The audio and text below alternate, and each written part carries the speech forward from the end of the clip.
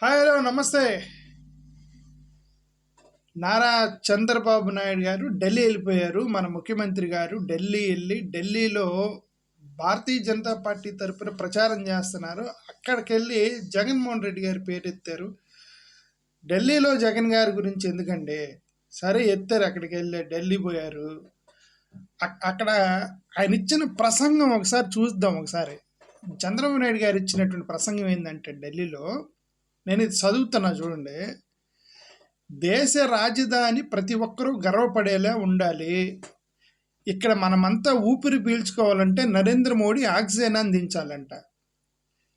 ఇదేంది సార్, నరేంద్ర మోడీ గారు ఆక్సిజన్ ఇస్తేనే వాళ్ళందరూ బతుకుతున్నారా అక్కడ ఢిల్లీలో?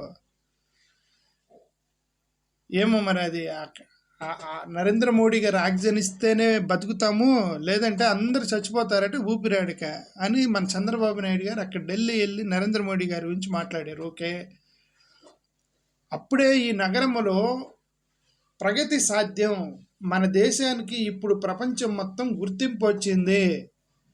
రాజధాని ఢిల్లీ మాత్రం సమస్యల వలన చిక్కుకుంది. ఆ సమస్యలు ఏందంట చెబుతున్నారు ఇక్కడ. ఒకటి, దేశమంతా స్వచ్ఛ భారత్ వైపు దూసుకుపోతుంటే ఢిల్లీ మాత్రం మురికి కూపంగా మారింది.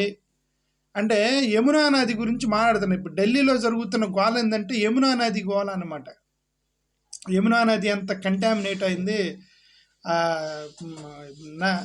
కేజ్రీవాల్ యమునా నదిని క్లీన్ చేయలేదని చెప్పి గొడవ నడుస్తుంది ఈ ఎలక్షన్ టైంలో.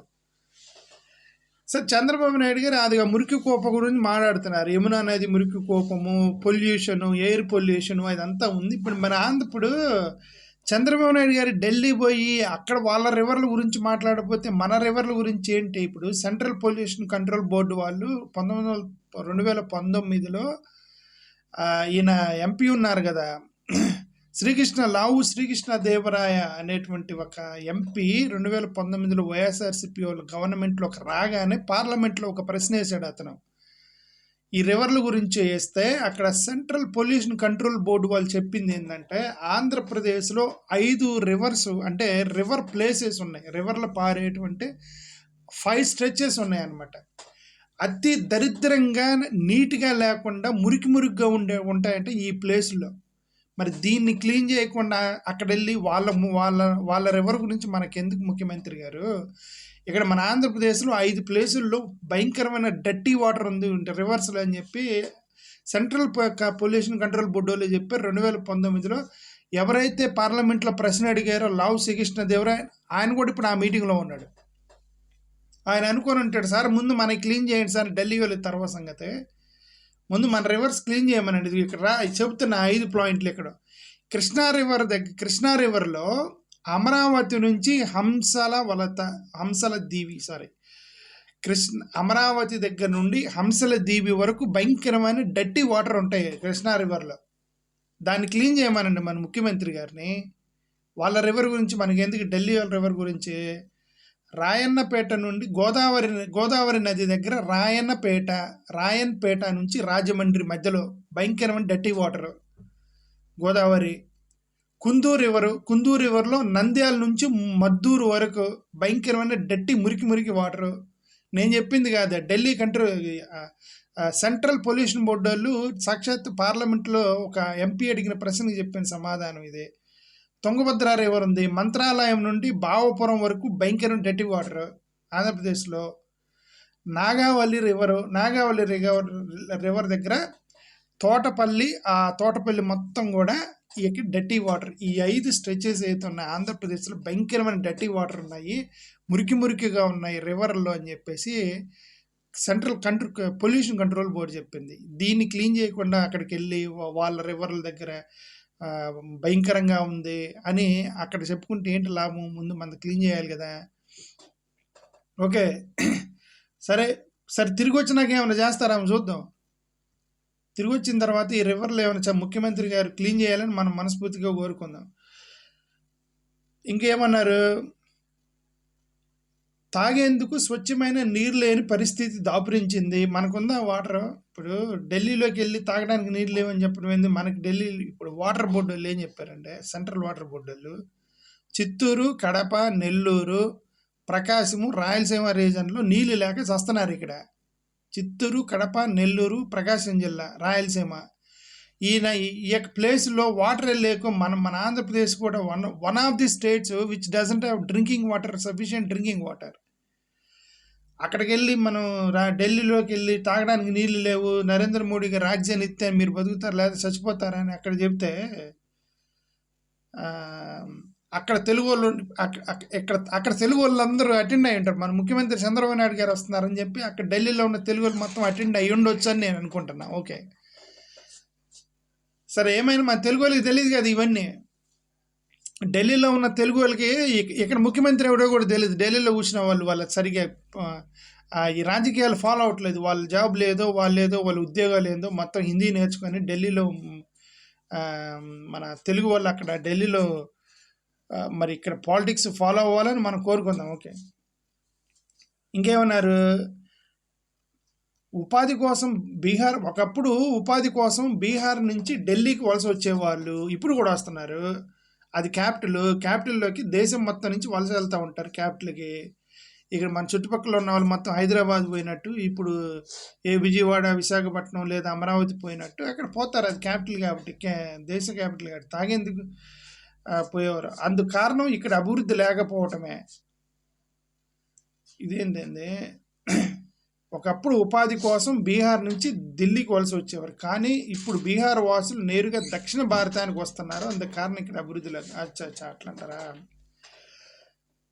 బీహార్ వాళ్ళు మొత్తం ఢిల్లీ వచ్చేవాళ్ళంటే ఇప్పుడు వాళ్ళందరూ మన ఆంధ్రప్రదేశ్ అదే దక్షిణ భారతదేశం వస్తున్నారంటే కారణం ఢిల్లీలో డెవలప్ కాలేదని ఆయన ఉద్దేశం. ఢిల్లీ అసెంబ్లీ ఎన్నికల్లో భాజపాకు మద్దతుగా నిర్వహించిన ప్రచారంలో భాగంగా ఆదివారం రాత్రి ఇక్కడ షహదారాలోని డిటియు కాలేజీ మైదానంలో నిర్వహించిన బహిరంగ సభలో తెలుగువారిని ఉద్దేశించి ఆయన మాట్లాడారు. అంటే తెలుగువారిని ఉద్దేశించి అంటే తెలుగు వాళ్ళ వరకే మీటింగ్ పెట్టాడని అర్థం.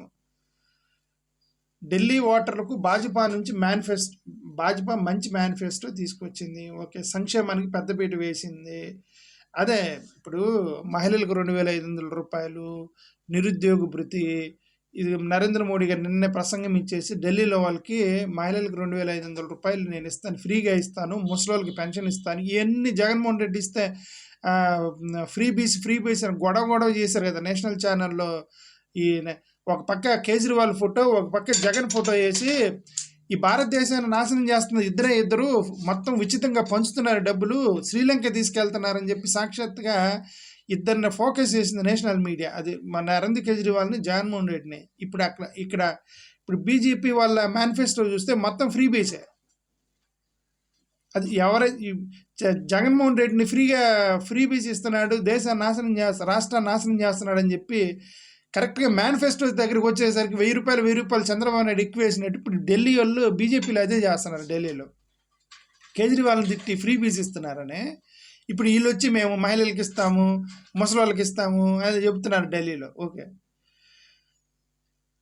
ఉక్కు సంకల్పంతో దేశాన్ని ఏకం చేసిన వ్యక్తి సర్దార్ వల్లభాయ్ పటేల్. ఈరోజు అలాంటి బలమైన నాయకుడు నరేంద్ర మోడీ. ఓకే, సర్దార్ వల్లభాయ్ పటేల్ లాంటి నరేంద్ర మోడీ గారు అని అంటున్నారు. ఓకే, టీమ్ ఇండియాగా ఆయన అందరినీ కలుపుకొని దేశాన్ని ప్రపంచంలో నెంబర్ 1గా నిలపాలని దృఢ నిశ్చయంతో ముందుకెళ్తున్నారు. అలాంటి నేతకు మద్దతు నిలవాలి, భావితరాలకి భవిష్యత్తు ఉద్యమించాలని మన ముఖ్యమంత్రి గారు ప్రసంగించారు. ఇదే లోకేష్ గారిని వాళ్ళు తొక్కేస్తున్నారు. లోకేష్ గారిని డిప్యూటీ సీఎం చేయమంటేనే వాళ్ళు ఒప్పుకోవట్లేదని చెప్పి న్యూస్లో వస్తుంది. మరి అక్కడికి వెళ్ళి వాళ్ళని పొగిడితే ఈయనకేం వచ్చిద్దో మరి వచ్చింది. ఓకే, తెలుగువారు ఎక్కడున్నా అండగా ఉంటా, ఈ దేశాన్ని ముందుకు నడిపించడంలో తెలుగు జాతి అగ్రస్థానంలో ఉండాలని కోరుకుంటున్నా. ఈ ప్రాంతంలో తెలుగువారు ఇంతమంది ఉంటారని అనుకోలేదు. ఓకే, తెలుగులకు మాట్లాడుతున్నాడు. ఎక్కడికి వెళ్ళినా భారతదేశం పేరు మారుమవుతుంది. మోదీ నాయకత్వం గొప్పగా ఉందని చెబుతున్నారు. ప్రతి ఇంటి నుంచి ఒక ఏఐ నిపుణుడు తయారవ్వాలన్నది ప్రధాని విజన్. అంటే మన దగ్గరకు వచ్చేసేమో నా విజన్ అని చెప్తాడు. This is my vision 2047. ఇక్కడ ప్రతి ఇంటికి ఒక ఆర్టిఫిషియల్ ఇంటెలిజెంట్ ఇంజనీర్ ఉండాలని చెప్పేసి ఇది నా విజన్ అని చెప్పి ఇప్పుడు అక్కడికి వెళ్ళి ఢిల్లీ దగ్గరికి వెళ్ళి ప్రతి ఇంటికి ఒక ఆర్టిఫిషియల్ ఇంటెలిజెంట్ నేర్చుకునేటువంటి ఇంజనీర్ ఉండాలి అని చెప్పేసి ప్రధాని విజన్ అంతా. అస్సలకి రాజకీయం అంటే ఇదేనంట. రాజకీయం అంటే మన దేశం పేరు విశ్వవ్యాప్తం అవడానికి ఆయన ఆయన 11 ఏళ్ళుగా శ్రమిస్తున్నారు. ఓకే. ఇక్కడ ఒక ఎన్టీ రామారావు గారిని అవమానిస్తూ ఒక మాట, అంటే అవమానించినట్టే. ఇక్కడ ఒక మాట అన్నారు, 1995లో వెనకబడి ఉన్న హైదరాబాద్లో దేశ రాజధాని తయారైందని చెప్పి 1995 హైదరాబాద్ని ఢిల్లీతో పోలుస్తున్నాడు. ఇప్పుడున్న ఢిల్లీతో పోలుస్తున్నాడు. ఇందుకు ఢిల్లీని పరిపాలించిన 10 ఏళ్ళు పరిపాలించిన వాళ్ళే కారణం అంటే కాంగ్రెస్ వాళ్ళని అంటున్నాడు అనమాట. ఇంతకు ముందే డబుల్ ఇంజిన్ సర్కారు వచ్చి ఉంటే వాషింగ్టన్, న్యూయార్క్లా తలదన్నలా తయారయ్యేది. ఇప్పుడు నగరాన్ని కాలుష్యం కమ్మేసింది. ఇలాంటి పరిస్థితుల్లో చాలామంది హైదరాబాద్, బెంగళూరుకు వలస సిద్ధమవుతున్నారు. ఒకవైపు వాతావరణ కాలుష్యం, మరోవైపు రాజకీయ కాలుష్యం అలుపుకుంది. అభివృద్ధి, రాజకీయాలు, మంచి జీవన ప్రమాణాలు రావాలంటే మళ్ళీ అందరూ భాజపాని గెలిపించాలి. అప్పుడే ఢిల్లీ బాగుపడుతుంది. ఇక్కడ ఒకటి మీరు గమనించారో లేదు, 1995లో వెనకబడి ఉన్న రాజధాని లాగా అంత దరిద్రమైనటువంటి 1995లో హైదరాబాద్ దరిద్రంగా ఉంది. ఇప్పుడు ఢిల్లీ అలా దరిద్రంగా తయారైందని చెప్పి అక్కడ చెబుతున్నాడు. 1983 నుంచి 1995 వరకు 7 సంవత్సరాల ముఖ్యమంత్రిగా చేసిన గౌరవ ఎన్టీ రామారావు గారి పరిపాలన 7 సంవత్సరాలు ఉంటే హైదరాబాద్ దరిద్రంగా ఉంది 95లో అని చెప్తారా? ఎవరండి ముఖ్యమంత్రి? 83 నుంచి 95 వరకు ఆంధ్రప్రదేశ్ ముఖ్యమంత్రి ఎన్టీ రామారావు గారికి అవమానమే కదా. 95లో హైదరాబాద్ దరిద్రంగా ఉందంటే అక్కడికి వెళ్ళి ఎన్టీ రామారావు, అరే నేను ఈ మాట అంటే ఎన్టీ రామారావు, అరే ఎవరండి 1995లో హైదరాబాద్ మరీ దరిద్రంగా ఉందంట, ఎవరైనా ముఖ్యమంత్రి ఎప్పుడంటే ఎన్టీ రామారావు. 7 సంవత్సరాలు 83 నుంచి ఎన్టీ రామారావు గారు ముఖ్యమంత్రి. అక్కడ ఢిల్లీ పోయి 95లో హైదరాబాద్ దరిద్రంగా ఉందని చెప్తున్నాడు. ఇంకేం చెప్తారు మనం? రాజకీయాలు ప్రజాసేవ కోసం తప్పితే అధికారం కోసం కాదు. ఆంధ్రప్రదేశ్లో తెలుగుదేశం పార్టీ, జనసేన, భాజపా కలిసి పోటీ చేయడం వల్ల ఇక్కడ వైకాఫా అడ్రస్కి వెళ్ళింది. చూడండి, అక్కడికి వెళ్ళి ఇక్కడ మన రాజకీయం ఎందుకు? ఢిల్లీ వెళ్ళి మన రాజకీయం ఎందుకంట? మా కూటమిని నమ్మి ఓట్లేసిన ప్రజల నమ్మకాన్ని నిలబెట్టుకుంటూ 7 నెలల్లో 7 లక్షల కోట్ల రూపాయలు పెట్టుబడులు 7 లక్షల కోట్ల రూపాయల పెట్టుబడి తెచ్చారట ఆంధ్రప్రదేశ్కి ఇప్పటికీ అని ఢిల్లీలో చెప్తున్నారు. ఢిల్లీలో నువ్వు డబుల్ ఇంజిన్ సర్కారు వస్తే ఇలాంటి అభివృద్ధి జరిగేది. ఋషికొండపై ప్యాలెస్ కట్టుకున్న జగన్మోహన్ రెడ్డిని దాంట్లో అడుగు పెట్టకముందే ప్రజలు ఇంటికి పంపించారు. అలాగే ఢిల్లీలో శీష్ మహల్ కట్టుకున్న అరవింద్ కేజ్రీవాల్ను ఇంటికి సాగనంపాలి. భారత వైపు ప్రపంచ దేశాలు ఆసక్తిగా చూస్తున్నాయి. ఈ జగన్మోహన్ రెడ్డి కట్టుకున్న ఋషికొండ, శీష్ మహల్ వీటి గురించి మాట్లాడతారు. కానీ ఆ మహారాష్ట్రలో డిప్యూటీ ఇప్పుడున్నటువంటి చీఫ్ మినిస్టర్ ఉన్నారు కదా, ఇప్పుడున్న చీఫ్ మినిస్టర్, ఆయన డిప్యూటీ చీఫ్ మినిస్టర్గా ఉన్నప్పుడే 2 బంగ్లాలు ఆక్రమించాడు ఆయన. మహారాష్ట్ర చీఫ్ మినిస్టర్ ఫడ్నావిస్ ఎవరైతే ఉన్నారో అతను అతని ప్రభుత్వంలో డిప్యూటీ సీఎం కూడా 2 గవర్నమెంట్ బంగ్లాలు ఆక్రమించి, దాని గురించి ఎవరు మాట్లాడుతున్నారు వీళ్ళు? ఓకే, భారత వైపు ప్రపంచ దేశాలు ఆసక్తిగా చూస్తున్నాయి. మోడీ నాయకత్వం. ఓకే, హర్యానా, మహారాష్ట్రలో మాదిరి ఇప్పుడు ఢిల్లీలోనూ భాజపాకు ఏకపక్ష విజయం కట్టబోతున్నాడు. Okay, anything is possible under Modi's government. They can win in Delhi also. The people who won in Andhra Pradesh, the people who won in Orissa, the people who won in Haryana, the people who won in Maharashtra, similar manner they may also win in Delhi. There is nothing wrong in that. Okay, that is ఒక pattern ఉంటుంది కదా, ఎక్కడ గెలిచారు ఇదే మెథడ్లో ఢిల్లీలో కూడా గెలుస్తారు. ఆ మెథడ్ ఏదనేది తెలియగానే జుట్టు పట్టుకుంటున్నారు అందరూ. చంద్రబాబు నాయుడు ముఖ్యమంత్రిగా కేంద్ర మంత్రి మనోహర్ ఖట్టర్ అనే ఆయన చంద్రబాబు నాయుడు గారిని పొగుడుతూ ఒక ప్రసంగం ఇచ్చారు. చంద్రబాబు నాయుడు ఆంధ్రప్రదేశ్ ముఖ్యమంత్రిగా అప్పట్లో ఇప్పుడు సుపరిపాలన అందిస్తున్నారని, ప్రతిపక్షం జనహితం కోసం పనిచేస్తున్నారని కేంద్ర పట్టణాభివృద్ధి, విద్యుత్ శాఖల మంత్రి మనోహర్ లాల్ ఖట్టర్ ప్రశ్నించారు. ఇప్పుడు ఇందాకే ఒక మాట చెప్పాను, ఏమని?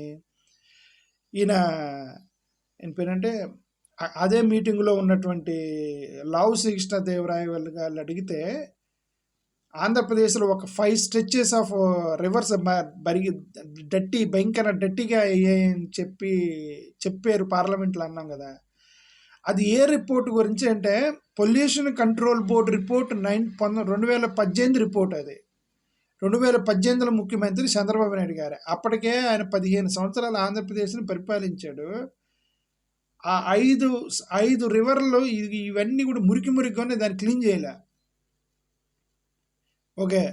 ఆయన మీ పక్కన పెట్టుకొని ఈ మనోహర్ లాల్ ఖట్టర్ అనే ఆయన పొగుడుతున్నాడు. ఓకే. పొగడండి. ఆయన ఆంధ్రప్రదేశ్ చేసిన పనులను పరిశీలించేందుకు హర్యానా ముఖ్యమంత్రిగా ఉన్నప్పుడు తమ అధికారుల బృందాన్ని పంపి అవగాహన పొందామని గుర్తు చేసుకున్నారు. చేసిన పనులు పరిశీలించేందుకు హర్యానా ముఖ్యమంత్రిగా ఉన్నప్పుడు ఇప్పుడు ఆయన ముఖ్యమంత్రిగా ఉన్నాడు. ఒక రాష్ట్రాన్ని నడిపించడంలో సీఎం పాత్ర ఎంత ఉంటుందనేది చంద్రబాబుకు తెలుసు అన్నారు. మనోహర్ లాల్ ఖట్టర్ హర్యానా ముఖ్యమంత్రిగా ఉంది ఎప్పుడంటే Manohar Lal Khattar Haryana chief minister.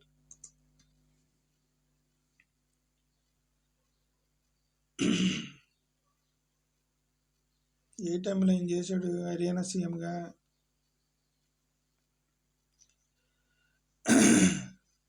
10th chief minister of Haryana from 2014. Okay. అప్పుడు చంద్రబాబు నాయుడు దగ్గర పంపించాడంట ఆయన. ఓకే. ఆయన అందరికీ నమస్కారం అని తెలుగులో అభివాదం చేస్తూ బాగున్నారా అంటూ ప్రసంగించారు. ఈ కార్యక్రమంలో కేంద్ర మంత్రులు రామ్మోహన్ నాయుడు, పెమ్మసాని చంద్రశేఖరు, ఎంపీ లావు శ్రీకృష్ణదేవరాయలు, ఎదుగు ఆ ప్రశ్న అడిగిన ఆయన అక్కడే ఉన్నాడు. భాజపా ఢిల్లీ అధ్యక్షుడు వీరేంద్ర సత్యదేవ్, ఓకే, అదే కేంద్ర మాజీ మంత్రి రాజీవ్ చంద్రశేఖర్, బీజేపీ నాయకులు విష్ణువర్ధన్, రమేష్ నాయుడు, మాజీ ఎమ్మెల్సీలు అందరూ పాల్గొన్నారు. అది సంగతి. సరే, ఎనివే నేనేమన్నది ఏంటంటే ఇక్కడ మన ఆంధ్రప్రదేశ్లోనే అంత లేదు, అక్కడికి వెళ్ళి ఢిల్లీలో మన ఆంధ్రప్రదేశ్ పరువు తీయటం ఏంటి నా ఉద్దేశం. Thank you.